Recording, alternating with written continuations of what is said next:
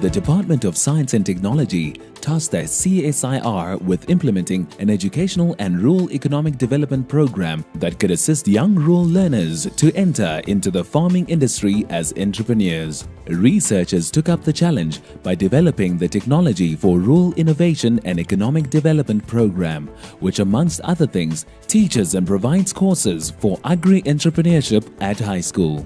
This provides potential farmers with the skills needed to run their own farming businesses. The program kicked off in the Chris Hani district in the Kofimbaba area in the Eastern Cape, and after its success there is being validated in the Vembe district in Limpopo in the Vuwani area.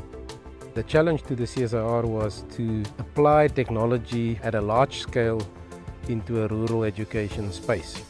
So in the Eastern Cape, we then went about to design a systemic solution rather than just applying technology to the problem. We looked at how we could intervene in the school system in such a way that it affected the agricultural system around it.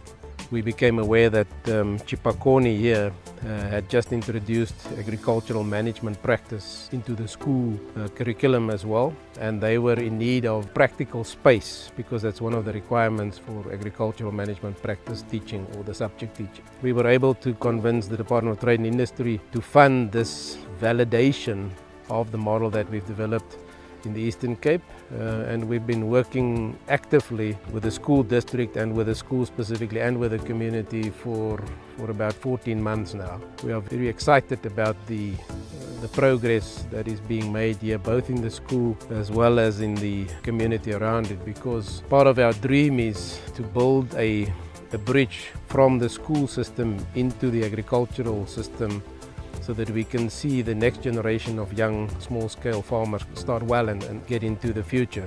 For the schools involved, adopting the program has changed learners' perception around farming as a business and also developed the community's awareness regarding farming for commercial reasons. The manner in which the Department of Education, CSIR and all these stakeholders linked us with the local community.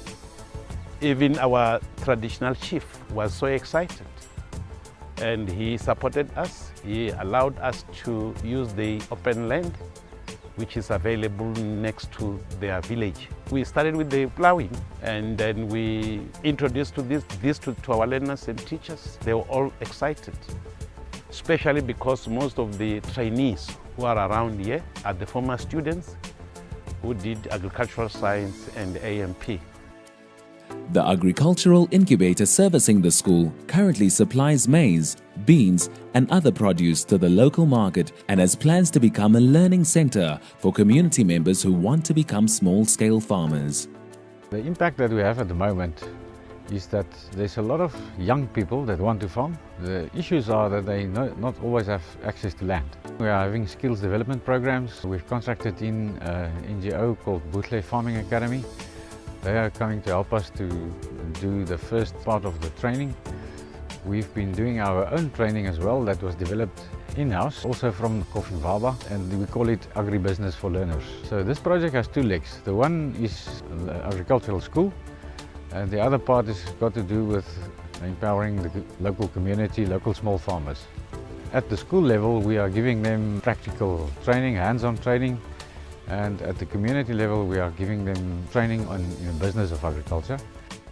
In this course, I am learning how to maintain a business, or how could I become a business advisor or also an agricultural advisor. For now, I am the one who is the advisor of business. I have people of more than 10 who are all small-scale farmers. I am advising them and opening up their mind to see that agriculture is not about farming, it is also about doing a business. After two successful projects in the Eastern Cape and Limpopo, the CSIR is looking to use the model as a blueprint in other provinces with the aim of assisting the birth of a new generation of young farmers coming out of our rural schools and communities. The team that was responsible for the implementation of both the Eastern Cape and the Vembe district project has now formed a company called REEDiSA, Rural Enterprise and Economic Development in Southern Africa. This team is responsible and fully committed to transfer the knowledge and the experience gained in Vembe to the rest of Limpopo and the rest of South Africa. In this, the team works together with Fresh Life Produce, who has a very unique vision for an alternate food future. On a farming method called decentralized home farming, where we believe that we don't need big farms to feed multiple cities. If every one of us becomes our own mini farmers and we work together by creating these networks, then we can make a change.